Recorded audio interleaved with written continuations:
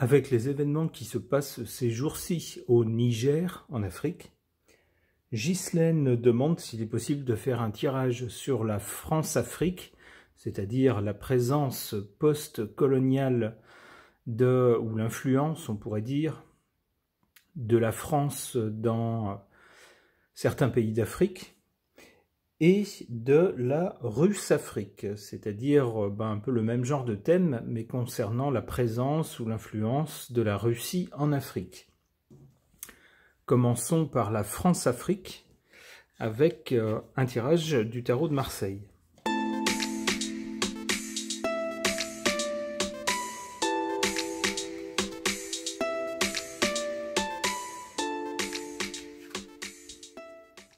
La carte centrale pour ce tirage, la carte du diable, nous montre bien à la fois des intérêts matériels et des intérêts de pouvoir, on va dire. C'est-à-dire des intérêts matériels, évidemment, c'est du commerce dans le but de s'assurer certaines ressources, et puis, mine de rien, au travers de l'exploitation de cette ressource, on a, mine de rien, un pied dans ces pays qui permet plus ou moins d'avoir un pouvoir dans ces pays.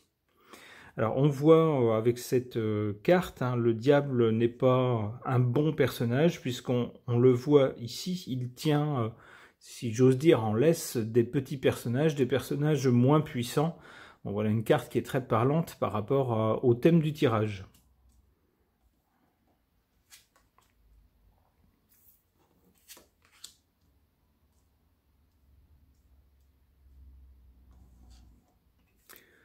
Du côté de la cause ou du passé, on a cette carte de la papesse, qui est une carte à la fois d'analyse, de stratégie, d'intelligence. On fait les choses en analysant un peu avant la situation et en décidant d'une stratégie. Une stratégie qu'on ne dévoile pas. Certaines personnes sont au courant, on le voit avec le livre, le savoir est contenu dans un livre, donc il faut aller chercher le livre, il faut lire le livre pour accéder au contenu, mais on ne l'a pas de l'extérieur.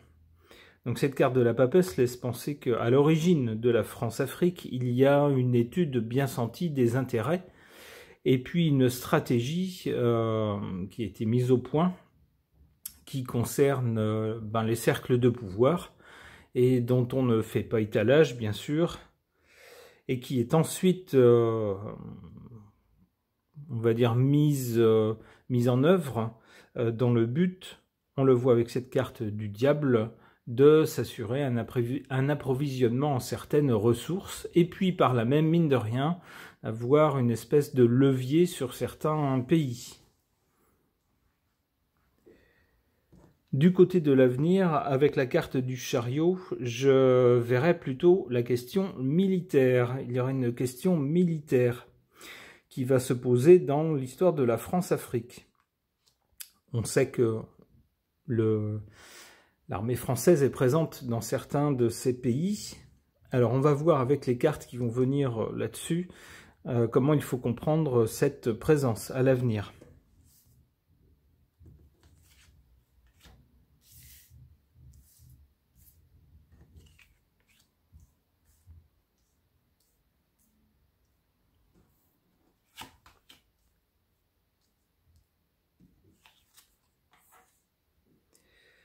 En défaveur de la France-Afrique, on voit cette carte du jugement. C'est-à-dire qu'à un moment donné, une sorte de sentence, si j'ose dire, céleste, on voit ici, c'est quelque chose qui vient du ciel, tombe. Et ça tombe en défaveur de la France-Afrique. C'est-à-dire qu'à un moment donné, quoi qu'on fasse, quelle que soit la logique des événements, quelles que soient les actions qu'on mène, eh bien, quelque chose arrive en défaveur de la France-Afrique.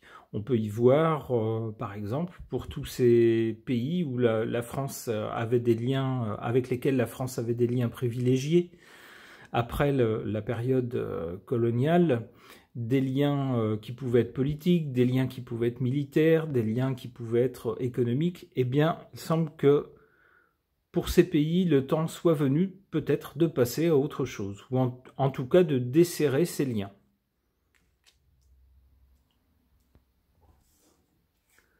en faveur de la France-Afrique, eh ben, on a cette carte du monde qui parle d'elle-même. Le monde, c'est quelque chose qui dépasse nos frontières.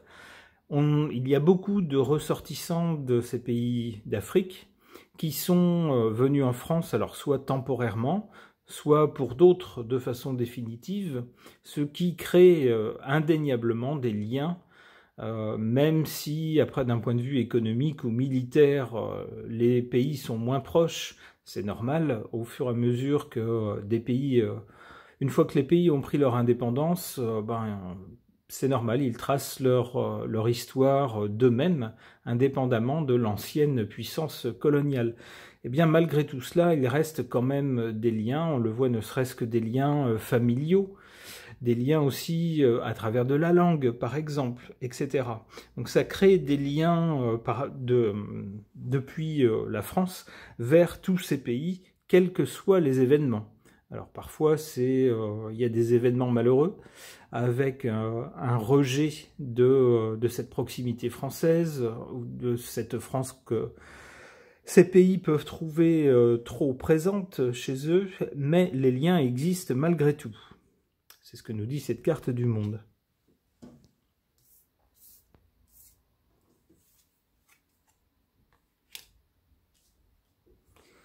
Alors il est possible qu'à l'avenir, apparemment un avenir proche, puisque le chariot est la première carte qui sort du côté de l'avenir, il y ait quelque chose de militaire. Alors pourquoi faire ici? Alors la justice, donc pour rétablir la justice par exemple, ça pourrait être annoncé de cette façon-là, ou peut-être pour rétablir une situation, ou peut-être pour,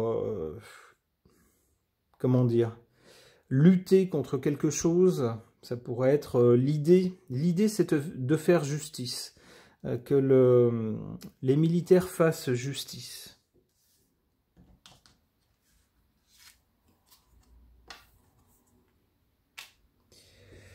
L'amoureux. Là-dessus, il y aura quand même un choix à faire. Quelque chose à choisir. Qu'est-ce qu'on fait? Est-ce qu'on continue? Alors, il est possible que ça soit la première réaction du côté français par rapport à la France-Afrique, de se dire on va pas se laisser dégager comme ça. On a une présence militaire qui n'est pas pour rien, qui est faite pour lutter. Alors, par exemple, on va nous dire contre le djihadisme ou des choses de ce genre. Et donc pour rétablir une certaine justice dans les pays qui sont concernés. Mais avec cette carte de l'amoureux, il y a un choix, une hésitation, une concertation aussi. Alors concertation peut-être dans les cercles français, mais peut-être aussi concertation avec les pays d'Afrique concernés. Peut-être que la France va tout simplement dire qu'est-ce que vous voulez maintenant? Est-ce que vous voulez qu'on reste ou est-ce que vous voulez qu'on parte?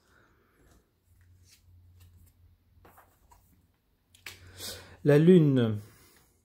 Avec la Lune, il y a quelque chose de flou, d'incertain. Des choses aussi beaucoup de non-dits, des choses qui sont, vous voyez, il y a des choses qu'on voit et puis d'autres qu'on ne voit pas. Peut-être que dans les hésitations ou les propositions qui seront faites, il y aura des choses pas très honnêtes, avec une partie des choses qui seront proposées de façon nette, évidente, mais sous-jacent, il y aura des intentions qui ne seront pas dévoilées. Ça, c'est pas très bon. Une dernière. Et avec la roue de la fortune, on a un changement. Alors le changement, on voit, il arrive qu'en 5e position, donc c'est pas tout de suite, mais on a quand même un changement. Donc le sujet étant la France-Afrique, s'il y a un changement pour la France-Afrique, on peut imaginer que ça va être dans le sens d'une présence moins importante ou de liens moins importants de la France avec ces pays d'Afrique concernés. Après la France-Afrique, tentons un tirage sur la Russe-Afrique, toujours avec le tarot de Marseille.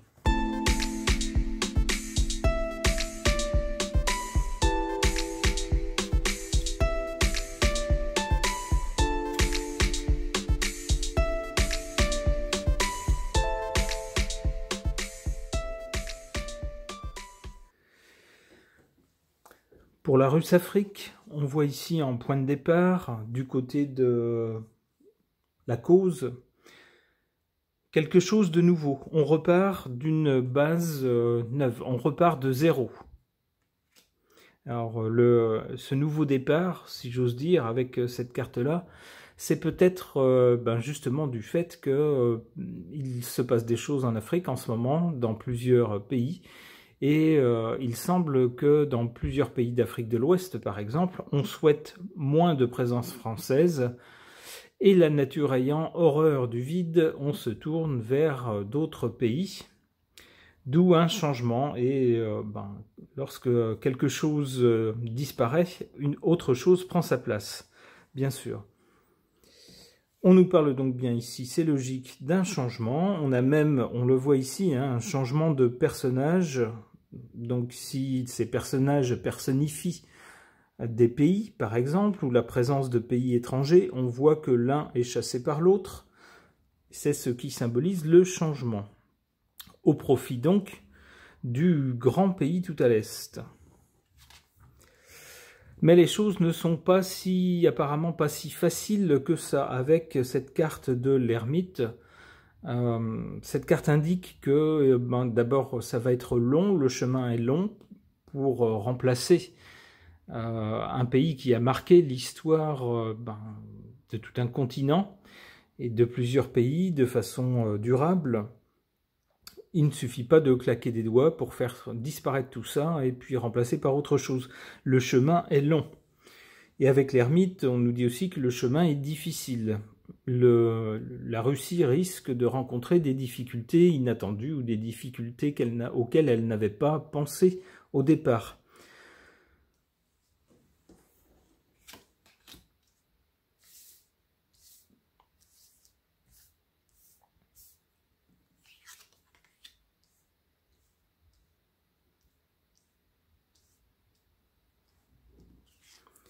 En défaveur de la Russe-Afrique, on a cette carte du soleil. Alors, le soleil, c'est un peu une carte, comment on va dire, de quelque chose de positif, de bienveillant. Alors, c'est une autorité, évidemment, une figure solaire, c'est une figure un peu paternelle, si j'ose dire. On le voit ici qui règne au-dessus des petites gens. Mais avec le soleil, c'est rarement quelque chose de négatif, normalement. Sauf qu'ici, la carte est en position négative ou faible. On peut y voir un manque d'égard de cette nouvelle puissance vis-à-vis de ces pays d'Afrique. C'est-à-dire que on n'est pas là pour faire du paternalisme, on n'est pas là pour savoir comment vous allez diriger vos pays. On n'est pas là pour savoir si la façon dont vous menez vos affaires est bénéfique au peuple ou pas. Tout ça, grosso modo, ce qui serait représenté par le soleil qui dispense la lumière, la vie aux êtres vivants, là c'est en position faible. Et comme pour confirmer cela et y faire écho, qu'est-ce qu'on a à l'autre bout? On a la carte du diable. Le diable, ce sont les intérêts matériels bien sentis. Donc si la nouvelle puissance est là, c'est pour des intérêts matériels en premier lieu, et à travers cette exploitation des intérêts matériels, on le voit ici avec les deux petits personnages qui sont maintenus en laisse. C'est pour mettre un pied dans ces pays et puis avoir une... Si ce n'est pour contrôler ces pays, alors on va peut-être pas aller jusque-là, mais au moins avoir un pouvoir de décision dans les affaires de ces pays.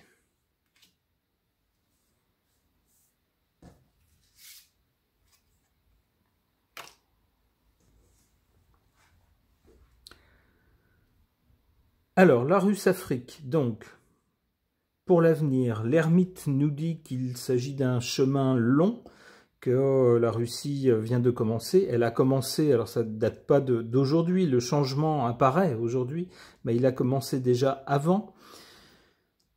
Mais à l'avenir, le changement va prendre du temps. Cette installation de l'influence russe en Afrique va prendre du temps et ne sera pas si facile que ça. Elle sera néanmoins soutenue par, on voit qui, l'empereur. Alors l'empereur, ou on pourrait dire le tsar, pour être plus explicite. Et même si ça prend du temps, et avec le soutien du chef de ce grand pays, de ce très grand pays, on voit avec l'étoile que c'est plutôt un avenir radieux qui s'ouvre pour la Russe-Afrique.